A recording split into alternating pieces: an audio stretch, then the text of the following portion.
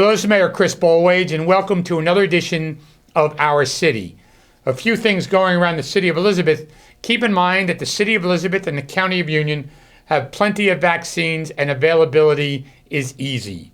Residents can visit ucnj.org/vax or ucnjvaccine.org.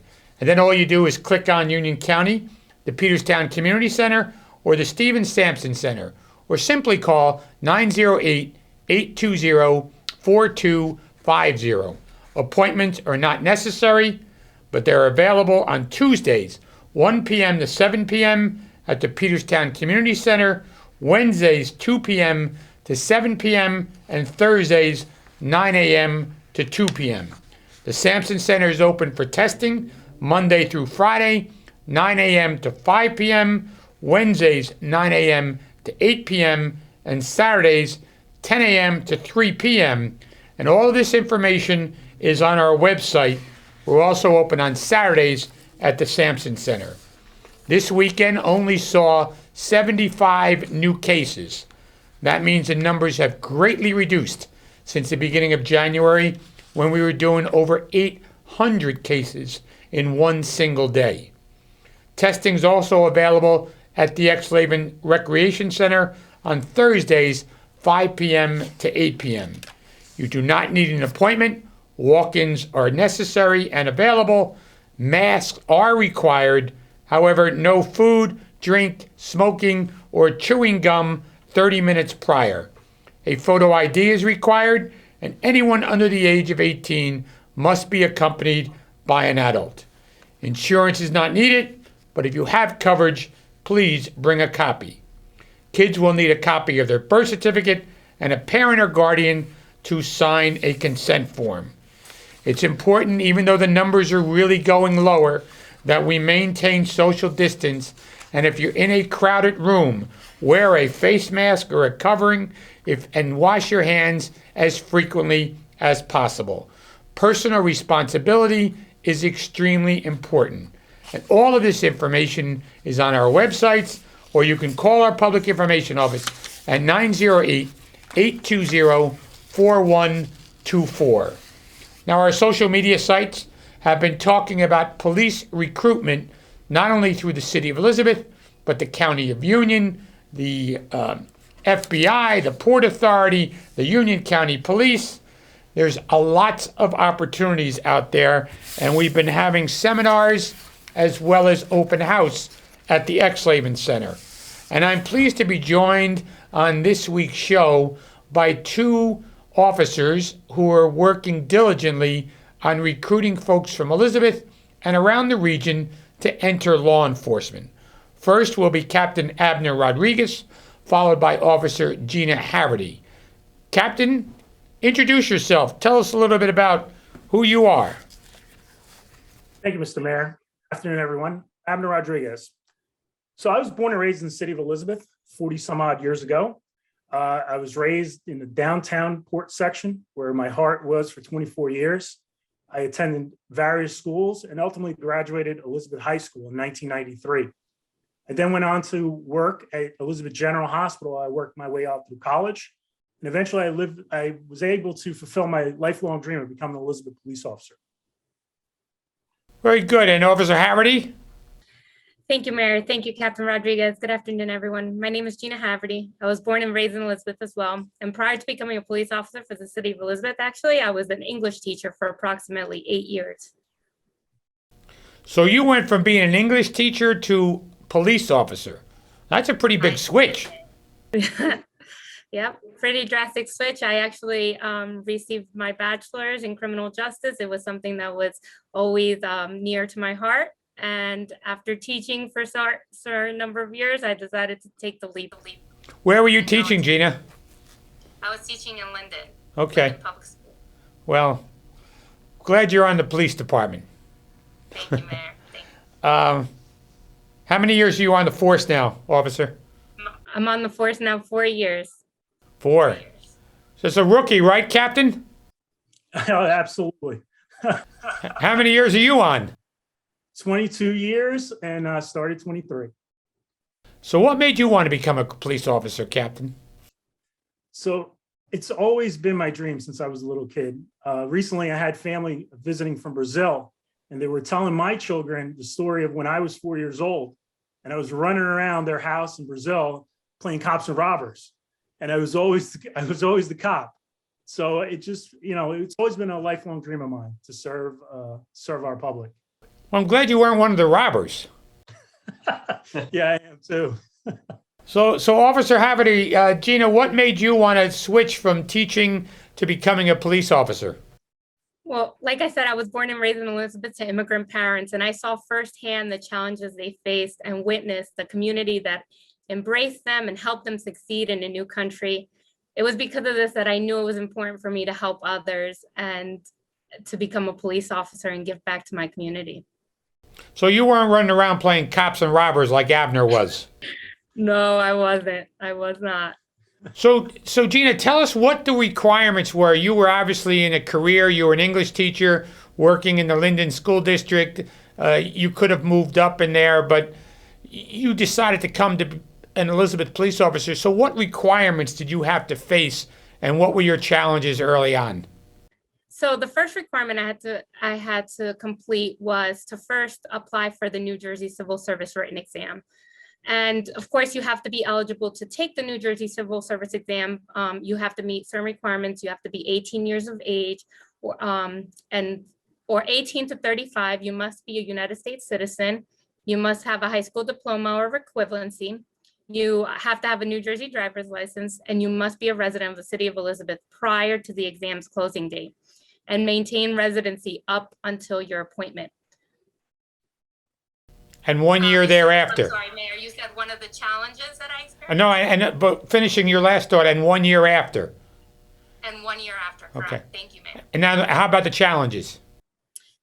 So obviously some days can be long and exhausting, both mentally and physically, but I think that you'll find the biggest accomplishment is feeling a sense of pride in helping your community and finishing your police training. That was one of my, you'll endure different struggles throughout your career here, but I think that's the biggest strength that I can tell you that you'll feel is a sense of pride and accomplishment. So Officer Haverty, how long was the training? Approximately 5 months, Mayor. And you did not only classroom work, tell us about some of that training. Right. So as you mentioned, there is classroom work. My day started at 6 a.m. promptly with physical training, which included running, push-ups, sit-ups, and high-intensity interval training. And as you mentioned, it was followed by classroom instruction and, of course, hands-on learning. Captain Rodriguez, based on what Officer Haverty has just said, how has the training changed from when you did it 23 years ago? So the physical part of it, it's still mainly the same. They've incorporated different exercises, to build endurance, but mainly it's the classroom part of it. So, many things have changed. New case law has been developed, new laws have come out, and also there's been new strategies on how to interact with the public. De-escalation, accountability, transparency in law enforcement today. It's very, very, very important. And, they're teaching today's recruits how to be guardians of our people rather than being warriors. And Captain, one of the things you've obviously advanced in the system, you're now a captain. How did you find the advancement opportunities availability in the Elizabeth Police Department? Our advancement opportunities are second to none. There's nowhere else in the state, very limited agencies you can go to where you can advance as quickly as I have, and I've had the opportunity to advance.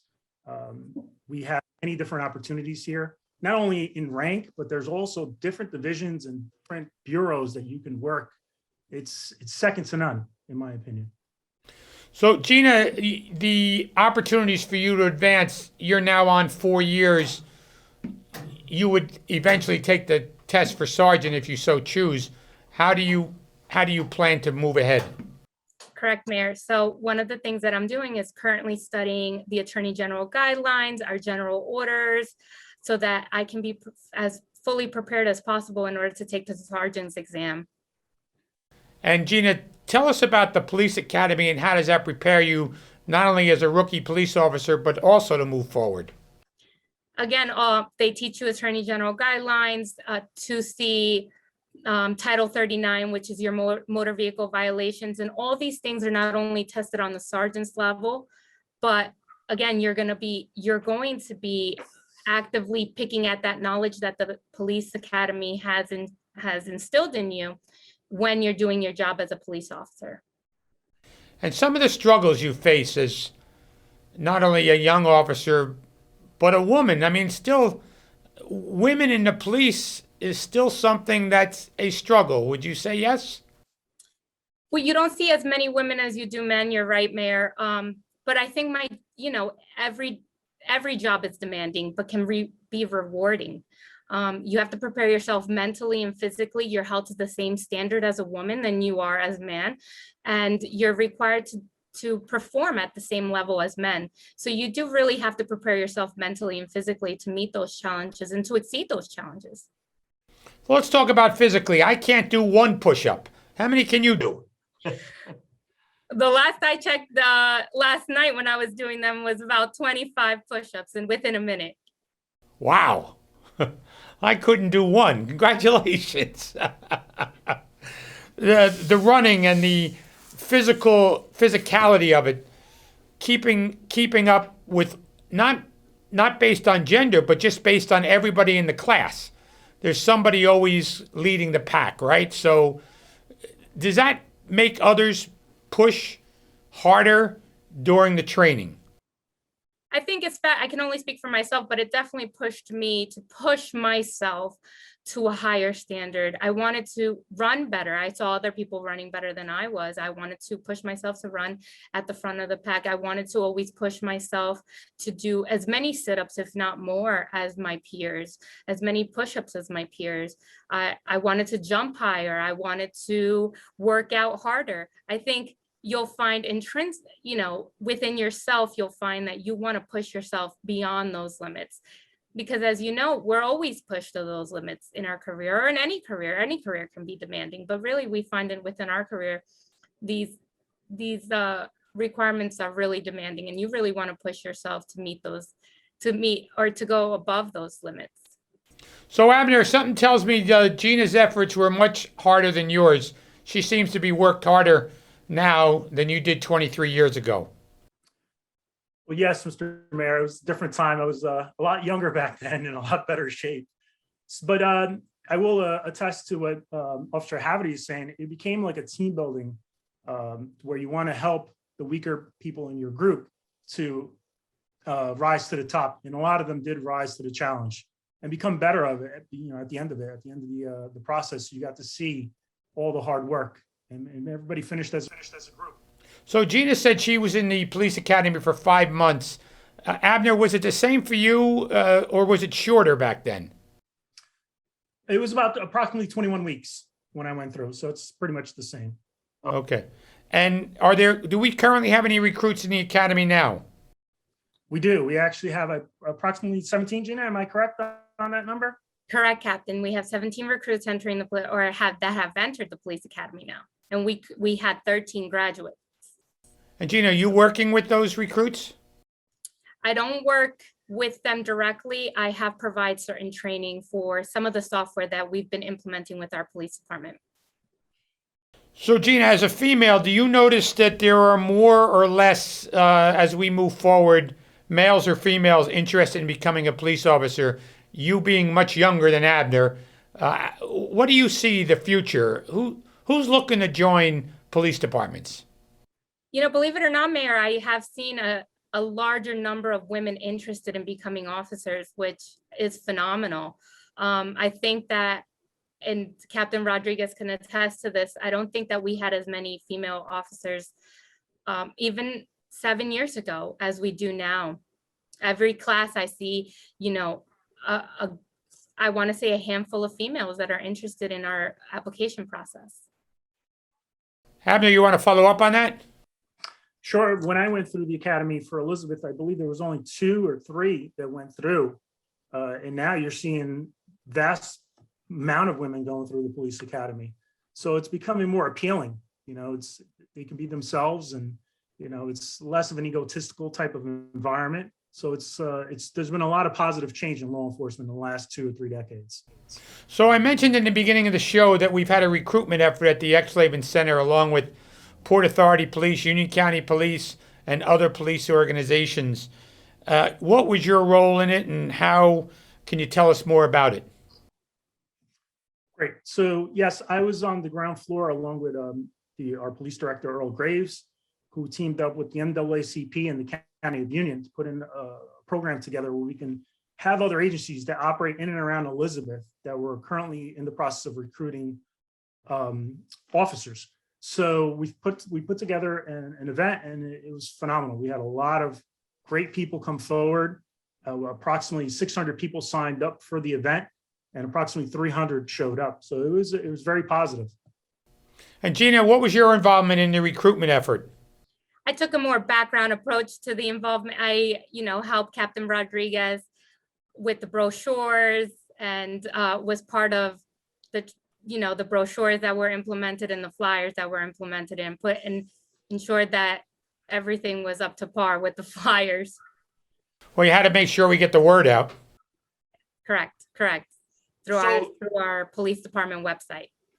Yeah, so Abner, you said that 600 people expressed interest, but only 300 showed up. If anybody wanted to get information or reapply, are they eligible, first of all, or how would they do it? So we have our Community Affairs Bureau going out, meeting with different groups. They're going to be at the Mills at Jersey Gardens. The last time they were there was on the 5th, and upcoming the 12th of February. They'll be at the mall all day. They're going to have a table set up on the 2nd floor, right near the food court. So anyone interested can come. And also, we're going to be going out to Union County College tomorrow, February 8th, and also on the 9th, as well as the 15th and 16th. They will be at the Cranford campus at the Student Center. So Gina gave us the necessary requirements, 18 to 35, driver's license. Should anybody bring anything to the recruitment events? Great question, Mr. Mayor. So yes, for our particular purposes, not so much, but when other agencies are involved, they should always bring with them a resume, because there are agencies that are recruiting that are not civil service. And right now, most local police departments only need a high school diploma. You don't need college. That is correct, yes. But the FBI or things like that, you would need a college degree. Yeah, so some of the federal agencies do require a college degree or some type of specialization. FBI is looking for accountants and other specialized biochemistry degrees. We're looking for accountants too. Gina, the civil service exam, since you've taken it recently and Abner took it 23 years ago, tell us what was on the civil service exam, and did it meet your expectations? Harder, easier? What were your thoughts? It definitely met my expectations. I would say that there's a psychological component to it. And there is a not a written component, but a reading comprehension component. There are some basic math questions, some grammar questions. So it definitely does test different components in different areas where you have seen a high school equivalency or a high school diploma can really get you far in score wise in taking the civil service exam, sorry. So if you had struggles in school, you would need a prep course for the civil service exam, or is that recommended regardless? I would say I would recommend it regardless of whether you struggled in high school. I know that we have many community-based organizations that offer free test prep courses, and I would definitely recommend that anyone reach out to these community-based organizations and see when they have availability or when they're going to offer the test prep courses. So as a young person, Officer Haverty, who's been on for 4 years, what would you recommend people 18 to 21 years old? What would you tell them if they were thinking of becoming a law enforcement officer? Like I said, our job is very rewarding, but can be demanding. So I would say prepare yourself mentally, physically, and again, take advantage of test prep courses that are offered throughout our community. How do you advise somebody about home life? I mean, there's nights, there's days, there's mid-afternoons. It's not a 9 to 5 job. How did you deal with it personally when you first started? Because I'm sure you started at nights, correct? Or maybe you still are on nights. Correct. I started with a night shift, and my husband and I had to be flexible with our schedule. He's also a police officer, so he had to work around my schedule. He's much senior than I am, and he's been on the job a lot longer than I have. So he had to be flexible around my schedule because my schedule was set as a midnight schedule. Abner, tell us the deadline for the civil service exam. So the deadline is February 28th, 2022 at 4 p.m. So please, if those of you that are thinking about putting in for it, please put it in as early as possible to avoid any. And you should be clear that there's no extension to that deadline. That's correct. There are no extensions. So, Abner, I want to thank you for taking the time to join us on the show this day and all of your insight in being an Elizabeth police officer. And I'm just curious, did you have to adjust your schedules like Gina said? Well, actually, I did. So I will attest that the male portion of it, we do have to make sacrifices. I did, and I have my honey-do list here at home that I have to do before I can go pick up the kids. You're going to get in trouble for that comment too, I'm sure. So, Gina, I want to thank you for taking the time to join us on the show as well, and appreciate all of your work in the Elizabeth Police Department. Thank you, Mayor. I appreciate it. For Captain Rodriguez and Officer Haverty, I'm Chris Bollwage. We'll see you next week on another edition of Our City.